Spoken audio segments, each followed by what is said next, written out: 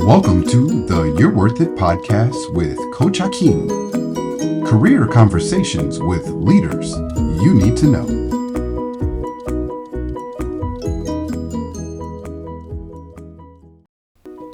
Welcome to the You're Worth It podcast with Coach Ha-Keem. I'm Coach Ha-Keem, and in today's episode, we get a chance to meet Chanel Lane. Chanel, I would describe as a program manager with Joie de vivre, and she just has a joy for life, and she brings that to all the projects and businesses she's been a part of. She brings professionalism, a positivity, and attention to detail that makes you want to ensure that she's on your team getting it done. And I described her as someone who has a lot of GSD that gets stuff done. We'll edit that for radio, but I enjoyed getting a chance to meet Chanel and take a listen and enjoy this episode as well. Hello, everyone, and welcome to the You're Worth It podcast with Coach Ha-Keem. I'm Coach Ha-Keem, and my guest today is Chanel Lane. Chanel, welcome. Hello. I'm so happy to be on today. I'm glad that you said yes. And so for the listener, would like to just share a little bit of background. So Chanel and I work at the same company, and she reached out to me a little while ago, and we got a chance to talk. And honestly, I was just really impacted in such a positive way from our conversation. You have this energy about you. You've such positivity. I think you just have, the French would say joie de vivre, like a joy of life. You really do. And so I've been excited to have you on the podcast. I already introduced you to some people I think are great to know. And they've said the same thing. They just really appreciated kind of who you are as a person and what you're up to. And so thank you for saying yes to being on this episode today. Thank you so much for having me. I'm really excited to even be here. I think this is an awesome opportunity, and this platform is just an awesome opportunity for those who are just like myself. So, yes, thank you. Absolutely. I'm excited. So, well, why don't you do this? Maybe if you could, wherever you want to go with this, maybe tell the listener a little bit about yourself. Absolutely. So, yes, my name is Chanel Lane. Currently, I work for Molex. I am a strategic marketing project manager, and I've been with Molex for a little over a year. However, I'm here because I'm a part of the workforce reduction. And with me being a part of the workforce reduction, I've had the opportunity to find employment within the company.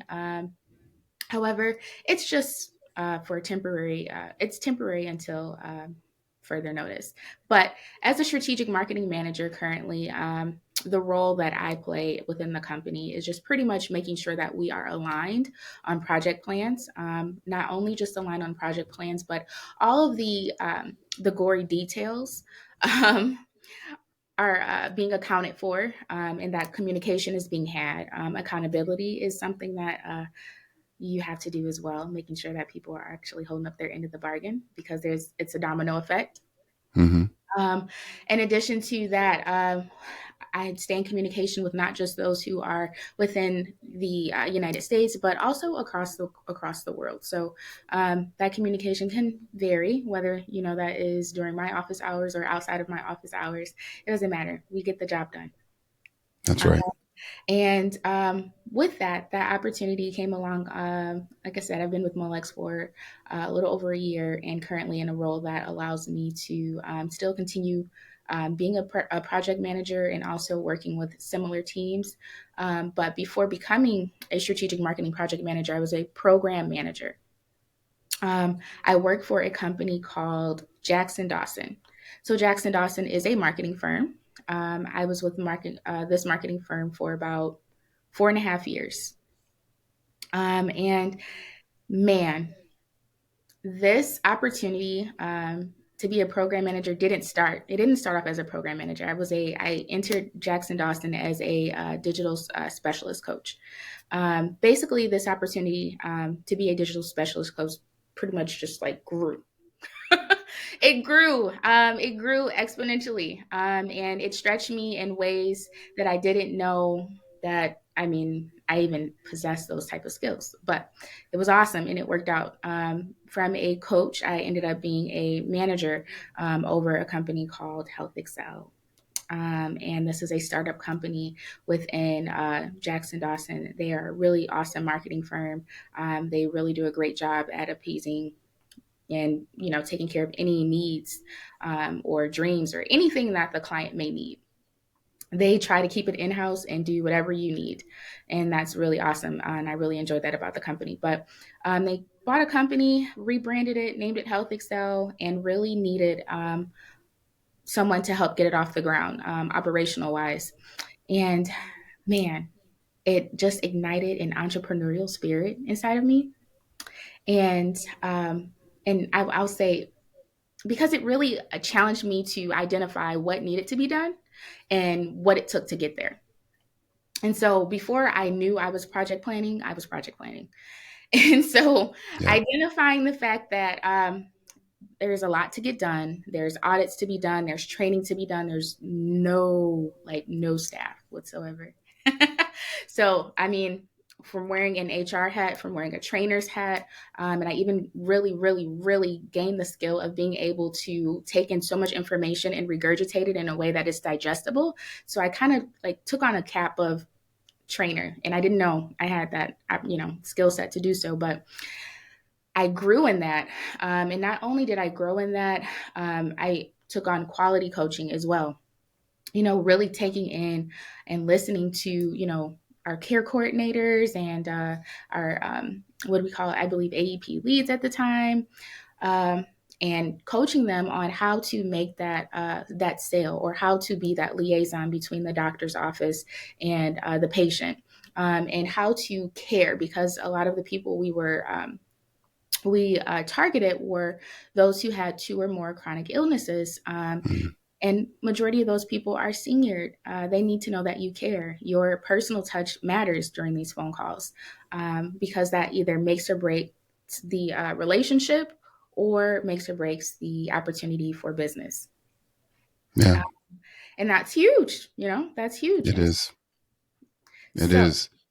coaching and understanding how to coach really, really, really took a huge toll. And I even branched off and got my own personal development and leadership coach in that season as well.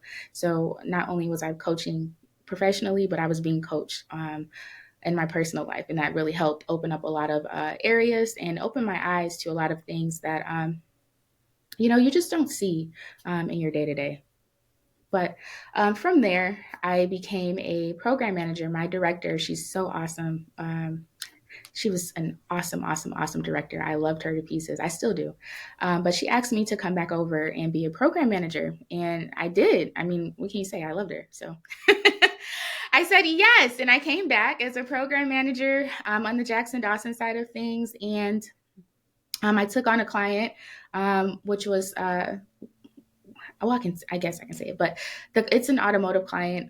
It's a luxury automotive client, and this luxury automotive client hosts events each and every year for their top sales agents. And as soon as I came over, it was just hitting the ground running, taking that on because it literally had to be done, and like owned and ran successfully, because I believe the event took place March of that year, and this was January that I came back over. So came back over, hit the ground running, literally took on the gory details that, nobody thinks of, and came on with my team and adapted quickly, learned, taught, coached on how to get this off the ground, and even got it off the ground so that it ran successfully.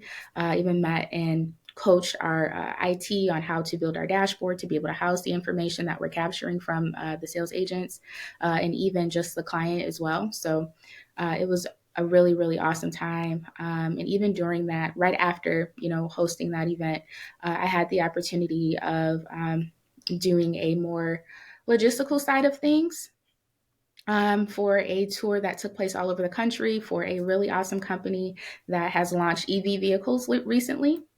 And their EV vehicles are pretty cool. They're a lot of people are after them right now. And they provide a really great experience for those clients or those customers who are looking to purchase EV vehicles.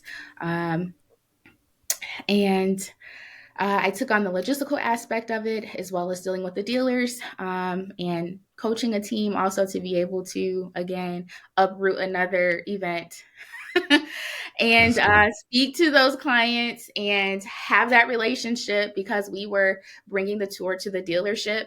Um, and with you bringing the tour to the dealership, a lot of miscommunication can happen. So it was, really important to be that key point, for those dealers, and making sure that everything was buttoned up.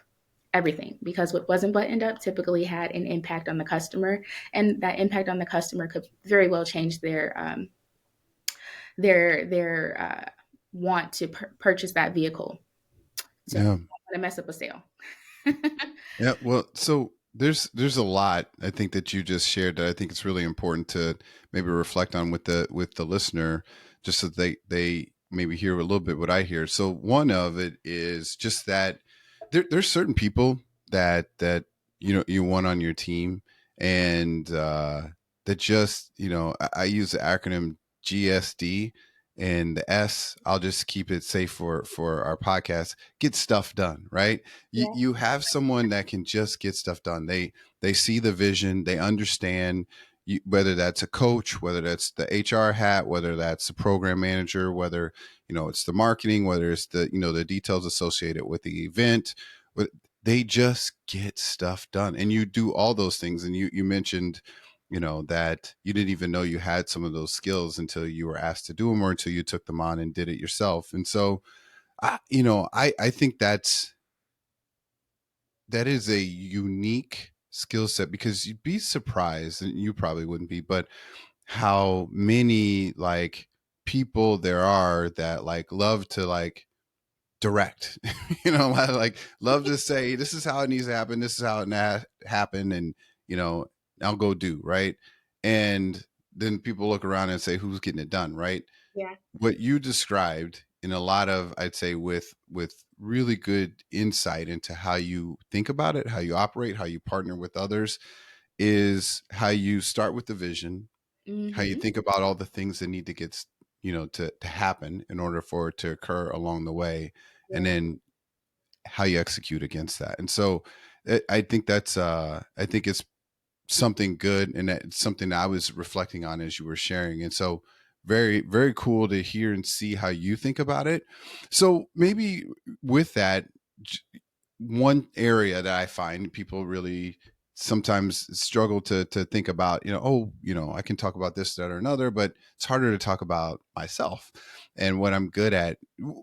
Those are, some one of my observations about you in terms of getting stuff done. But how would you describe in terms of what you think, what are you good at? And tell people what you're good at. I think you're accurate. That is literally what I'm good. I don't know. It's just a skill I just possess, and I didn't know that I had that, up until, I guess 5, 6 years ago. Just a natural at it. It's not anything I mean, I don't know. Like, I have that, seeing the big picture, but understanding how to get there, and understanding the expectations. I think with me, I'm really big on identifying what it is we're doing, Hmm. why we're doing it, and what you want to see. So I think, well, not I think, even in, my current role, I always ask, what do you want to see? Hmm. When we're completed, with this entire thing, what are you looking to see? What is our end goal? And so then, as when I do get those things and I kind of map them out, and I am a project planner at heart, I use my dry erase boards, my sticky notes in real life. Okay. Even for my family. This is That's what great. we're doing, and this is how we're going to get there, and what needs to get done in order to get us there, and this is the time frame that it needs to get done in. And even just to alleviate the anxiousness, from possibly running into doing things at the last minute, we need to put dates to these things, Hmm. scale it down. What can we handle on each day? Because a little step literally adds up into a big step. If you're doing something little bit by little bit, it makes a huge change, and it's more digestible that way, opposed to saying we just need this done by X, Y, and Z. And you're like, okay. And then you literally find yourself putting it off until the day before, and then you're panicking, right? Right. Right. That's what Exactly. you don't want to do. You don't want to No. that panic, less anxiety, let's create a healthy environment with less anxiety. And that creates, people want to do more. And that creates high morale and less stress on your team. So I really do take pride in being able to be the person who can GSD. So, That's right. And we will both keep it safe for radio, right? But no, I think that's cool. I think it's good that you know that about yourself. It's good that you lean into it. I'm a big believer in soaring with your strengths. I think a lot of times we're taught that, or even have supervisors that will focus on maybe the things we don't do as well, right, whatever that may be, and say, hey, you need to spend the majority of your time really trying to fix that.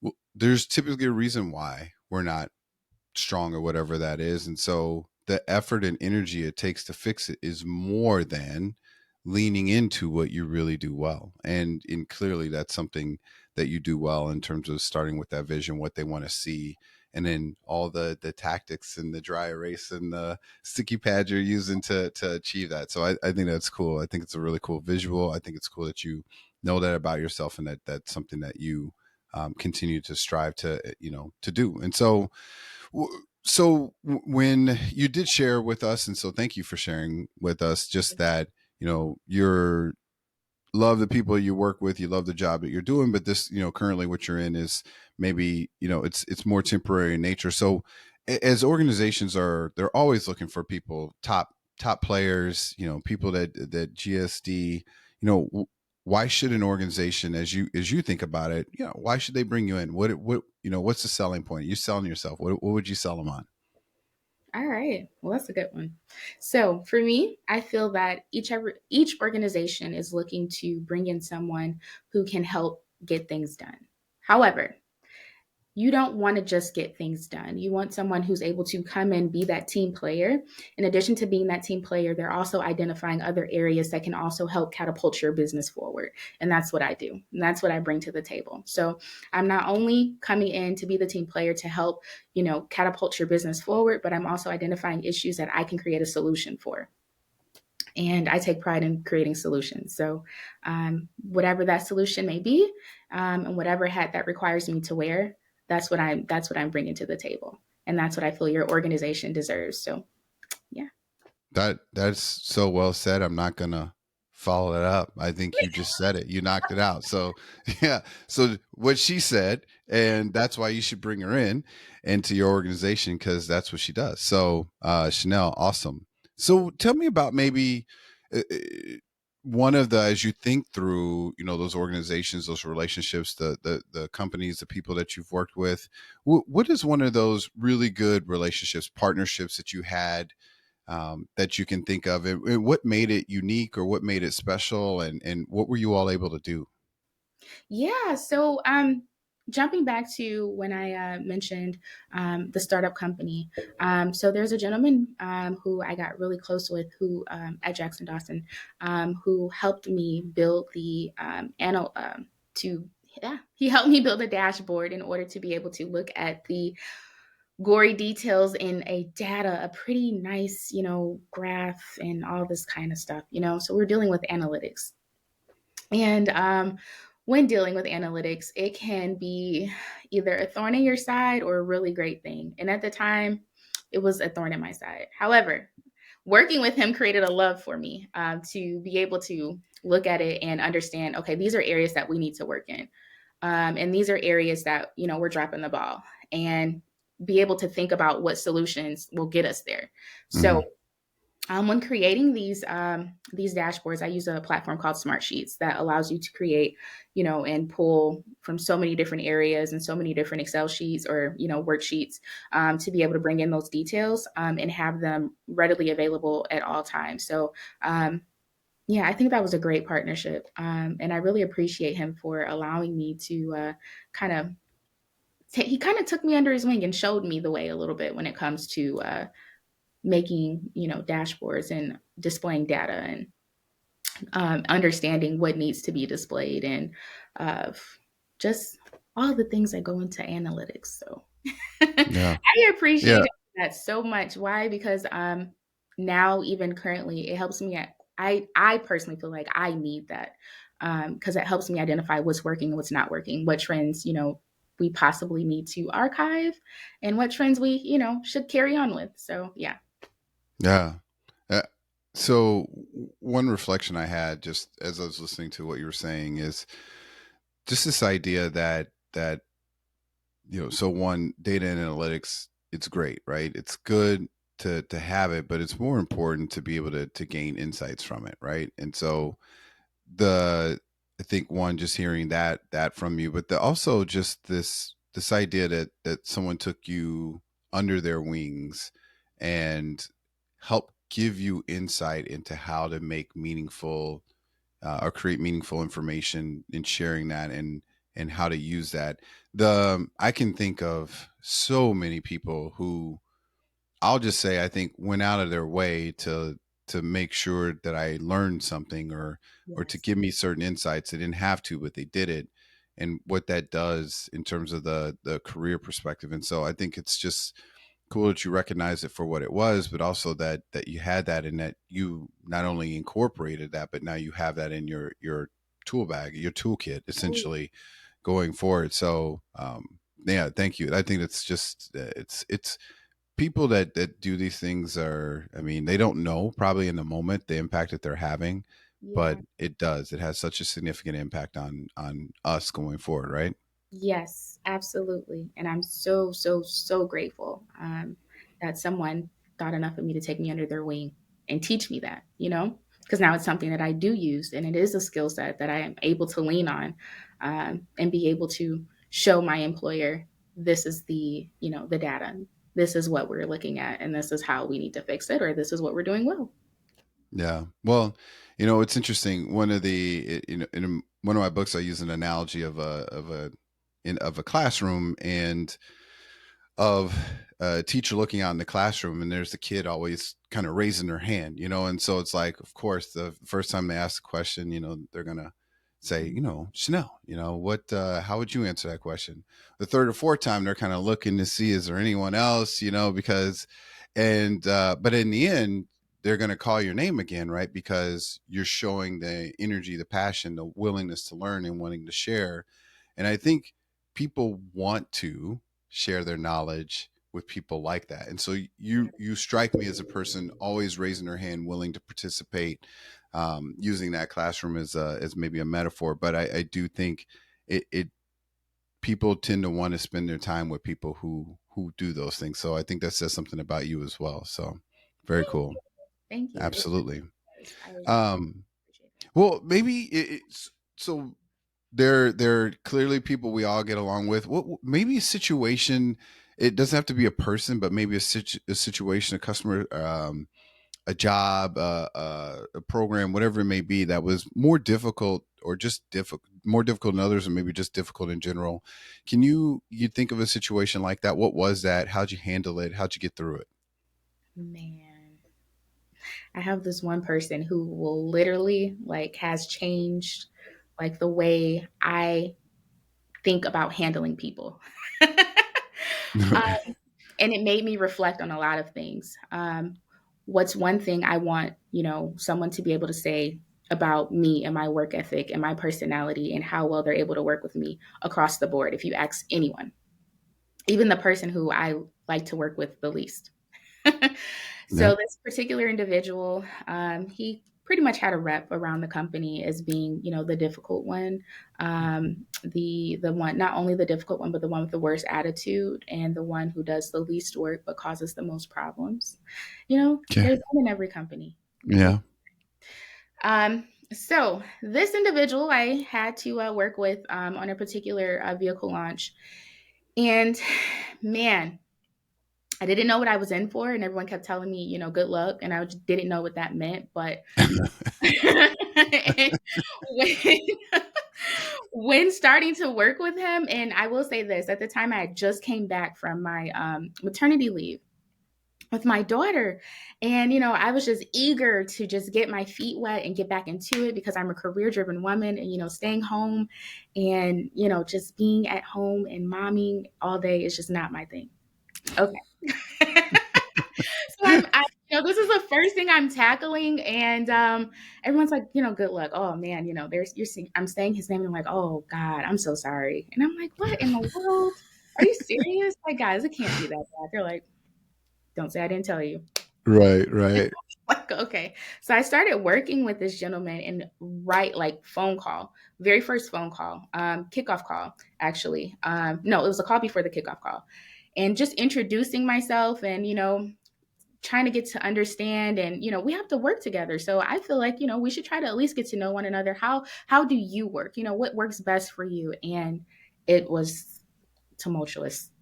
It was Mm, like pulling teeth. It's just kind of like, oh, you don't really want to talk to me. Okay, that's great. wow. Well, let's just talk about the facts of the thing. This is what we have right now, and this is what we're going to build off of. And even with that, it was just kind of like, I don't know if he didn't want to just, I don't know. He just didn't really kind of, I couldn't talk to him about anything. So he was very standoffish. He didn't really open up about anything regarding the tour that we were doing, and it kind of made me feel as if well, maybe he just doesn't like me. Maybe I don't know. I don't know. If anything, I feel like you should at least be able to talk to me about the camp, the tour we're getting ready to do. Right. He wouldn't talk to me, and if he did talk to me, he was always very mean and very upset, Mm, and almost very angry all the time. And I was just like, okay, well, the sun is still out, the sky is blue, I'm still alive. It can't be that bad. right. However, it got to a point where he was just very nasty. He was very nasty, and how he would speak to me via verbally during our calls, and also with an email. And then his emails always had like the expectation of you need to do this for me right away and things of that nature. And it's just kind of like, I'm not your secretary. I'm very much so your partner. Hmm. Um, and I do have working hours, so 11 p.m. With a new baby, I'm not gonna open my email at 11 p.m. I'm so sorry. Right. Um, so I learned this really awesome thing called boundaries. And Yeah. boundaries help establish a level of respect. Hmm.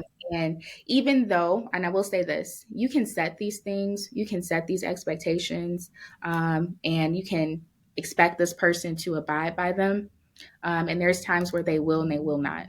Yep. You still have to hold the standard of what you expect. Um, and even though they're not the easiest to work with, what will people say about you? So Hmm. I still maintain my cool. I still, was very kind and very nice, and very direct as well. And in those moments where I did not receive the respect that I felt like I should have gotten, I Hmm. did call it out, and I believe in the hamburger method. So this is what you're asking me for. Let's not do this part again, but let's keep on pushing forward so that we're able to get this done and Right. let's do this well. So communicating those things is huge. Towards the end, I will say this: I did see a turnaround. He was very nice at the end, which was it took me by surprise. That's good. We've Well, been working for. It started off in July, I believe. The tour ended, and the right after Thanksgiving, and he was very nice after Thanksgiving. I was just like, oh, okay. We were pulling teeth in the beginning. yeah. However, we made it. But yeah, so I think even now, I will say I do want the absolute best for him. It was very hard working with him, even just grabbing data, and with him being, the person who was more so in field, and I was in the office working with the team on a regular basis. So it was just kind of like we have to talk to kind of make this happen. So Yeah. Yeah. you There. kind of, but oh well. Well, so it's interesting. I think the this idea that everyone's going to get along in every situation, it just isn't true. I mean, it's not been my experience, and I've had a lot of opportunities to work with a lot of different people, and I'd say the majority of the interactions I've had, have been very positive. But I think the example you share there is that they won't all be like that way, and we can, there's a lot of different ways that you can respond to that. But what you chose is to be professional and to respond with kindness. And Mhm. there's only so long, so many times that you can deal with someone and you're like, you need to do this. And you're like, hey, how are we going to do this together? You know, like, and they come at you and you're just being kind, where you can just like, okay, like at some point I need to realize it's me and like I'm being mean. Right.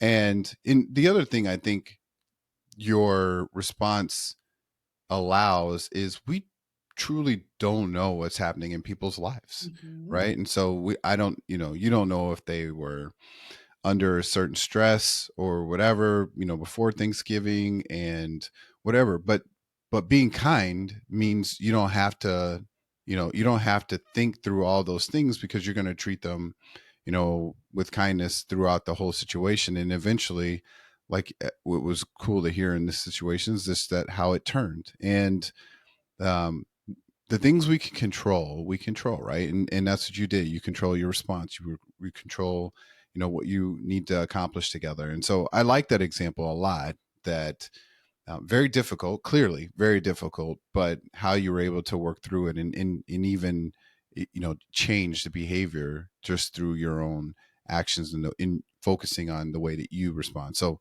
thank Yeah. you for sharing that. I appreciate that. Absolutely. Absolutely. I will forever So remember that.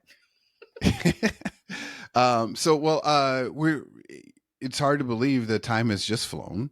And honestly, I wanted to, think through, just reflect on all the things you just talked about. Is there something, some words of wisdom, kind of gift, insights, whatever you may want to focus on, that you want to leave the audience with, the listener listening to this, on their phone, or their, in their vehicle, or someone looking at this online? There's, kind of information or wisdom that you want to share with them, and what would that be? Absolutely.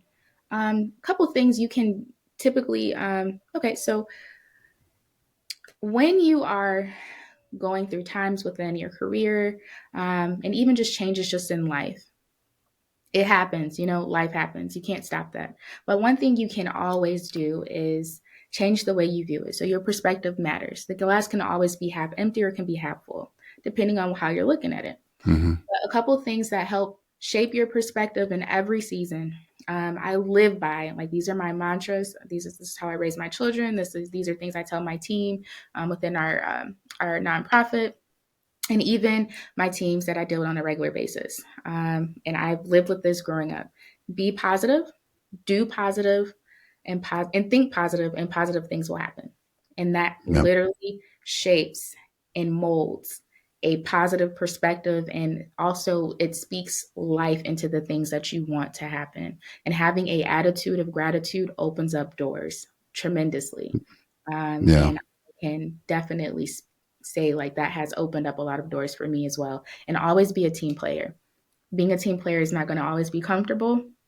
However, it will develop skills that you, didn't even possess in the beginning. So be open, be positive, and be grateful. So, yeah.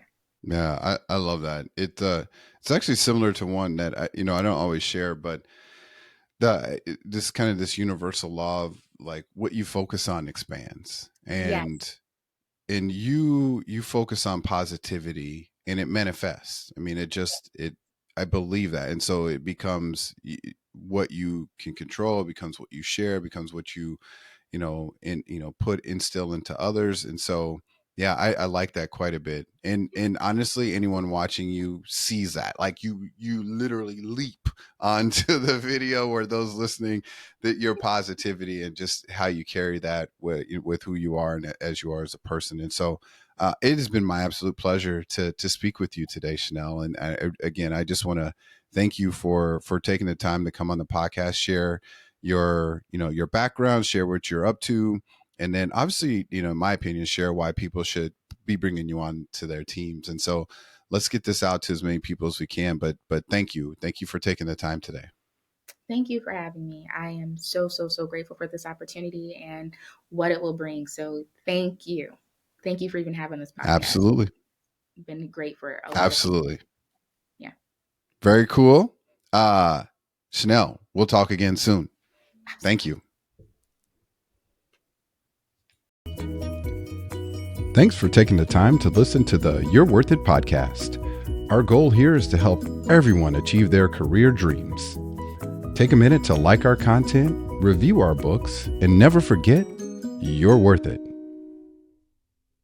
For more You're Worth It podcasts, career insights, merchandise, and exclusive content, check out CoachHakeem.com.